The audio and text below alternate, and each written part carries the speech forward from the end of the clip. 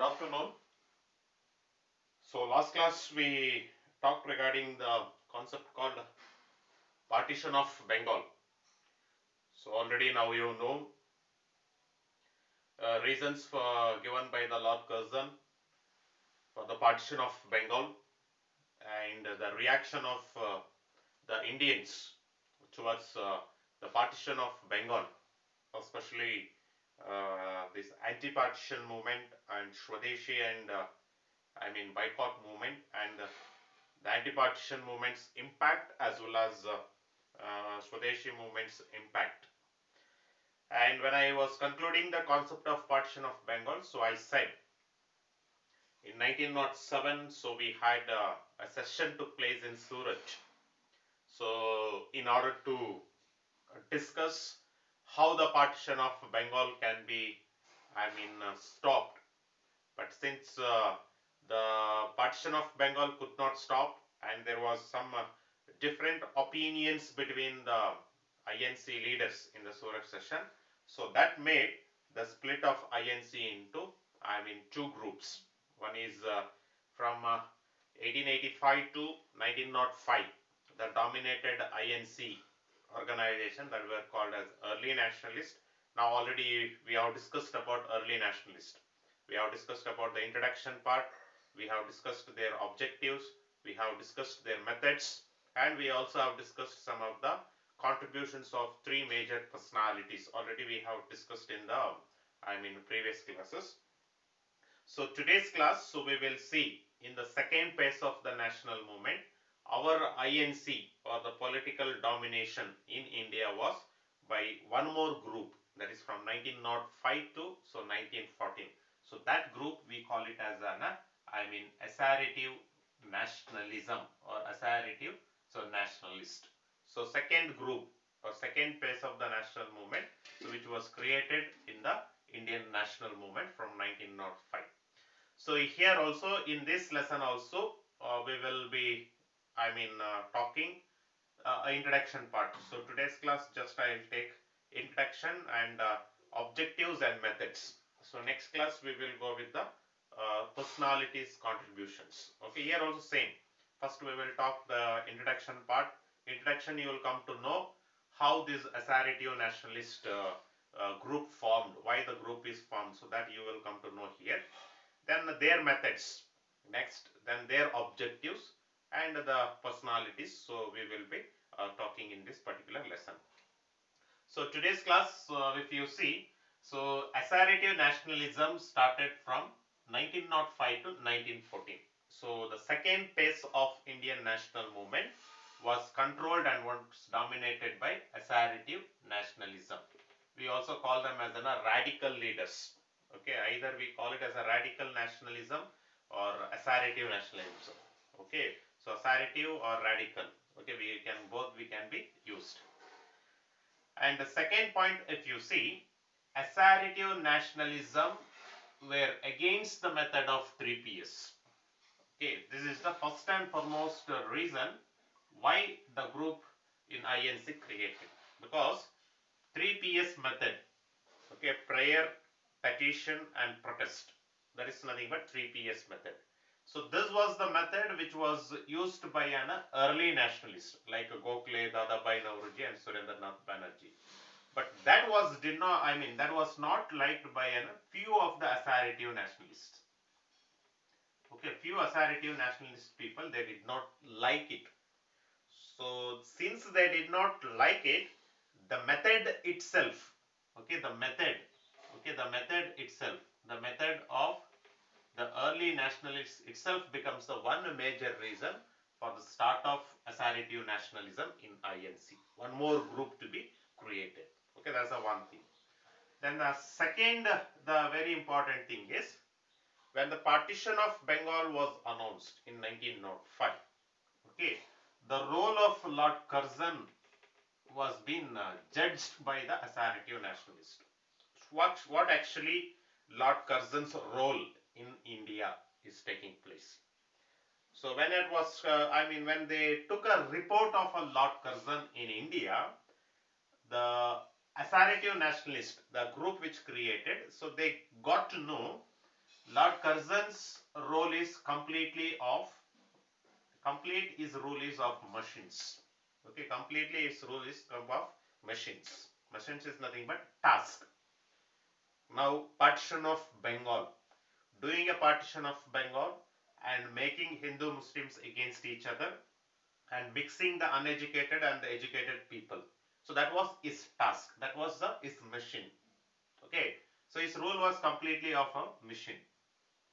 The next one, his rule was completely of omissions.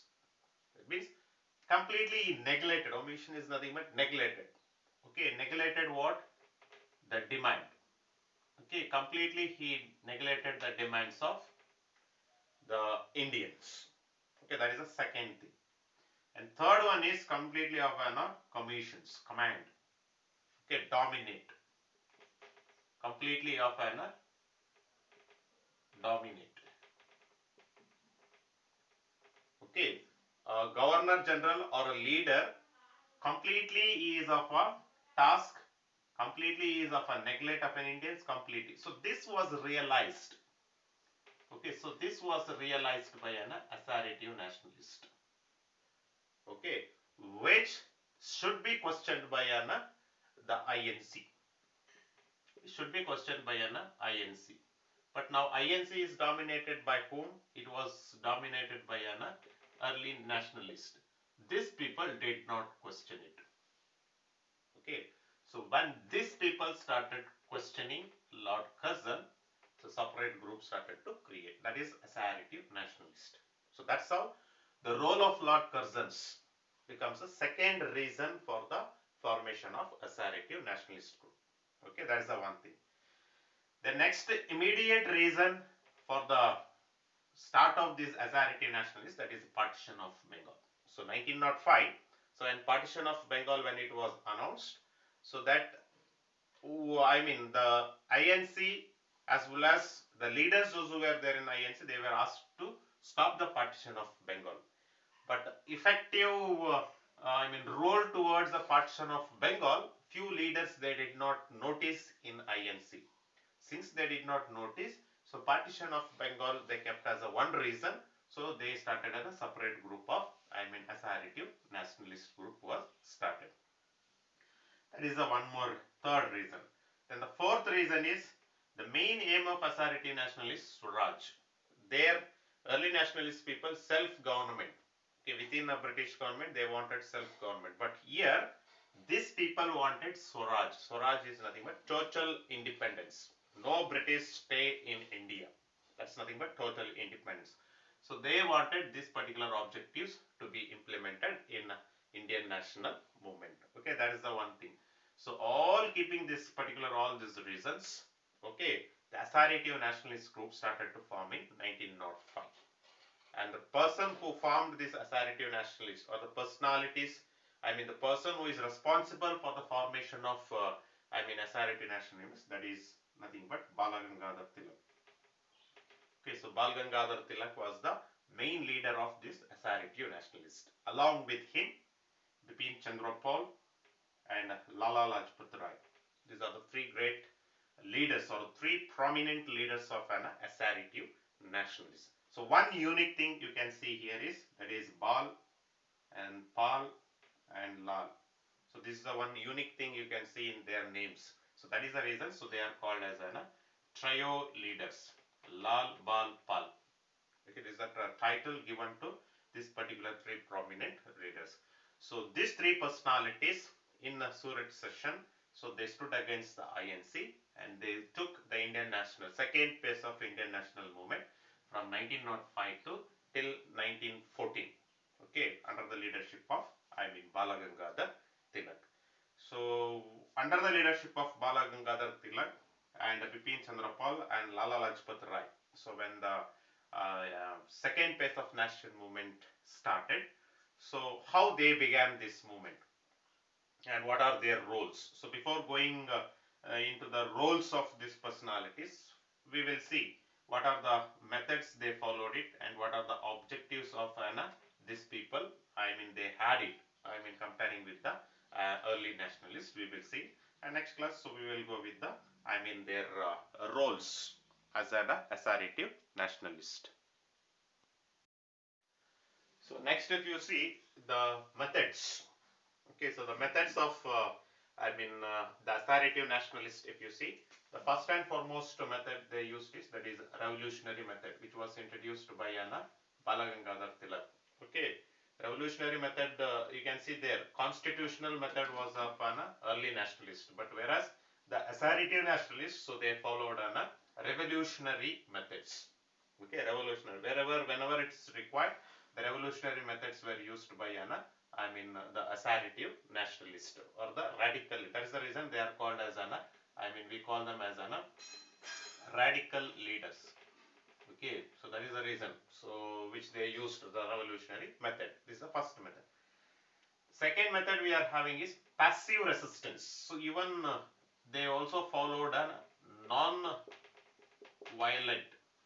way of protesting against the British. Okay, non-violent way of protesting. We can say passive resistance and active political resistance. Okay, they wanted the active political resistance to be included in the Indian national movement to fight. Okay, that is a passive resistance, non-violent. Even also the non-violent way of refusing the British government or not cooperating with the British government. Also, this the radical readers or the assertive nationalists, so they used. Then the third method they used was non-cooperation with the British government. Okay, especially the best example is boycott. Okay, so boycott of foreign goods. This is nothing but non-cooperation with the British government. This is also a method. Okay, by non-cooperation with the British government, so we started boycotting the foreign goods and we started to use an Swadeshi goods. Okay, so these are the three methods, so which was used by an assertive nationalists from the 1905 to 1914 by the assertive leaders. Then when we come to the objectives, if you see, the objectives of assertive nationalists. Now, if you see there, the objectives and the demands were something different, the early nationalists. But these people are having certain objectives. First and foremost objective is they wanted the national education to be imparted to all the Indians. Whereas the early nationalists, they started focusing only on the educated. Okay, the early nationalists started focusing only on the educated. But whereas the assertive nationalist groups, they started to focus the national education should be imparted to the entire India. Okay, the entire India. So the entire Indians should get, the national education, which can make the national movement, the passive resistance as well as the active, the resistance in the Indian national movement. Okay, that's the one thing. Second one is freedom. So India should get freedom only through the mass struggle, not through the only few selective groups. It's not the India should receive national movement only with the support of educated Indians, only with the support of middle class, only with the support of zamindars. No. Okay, the Indian national movement and the freedom, okay, freedom the India should get through the mass struggle. Mass struggle in the sense the participation of all.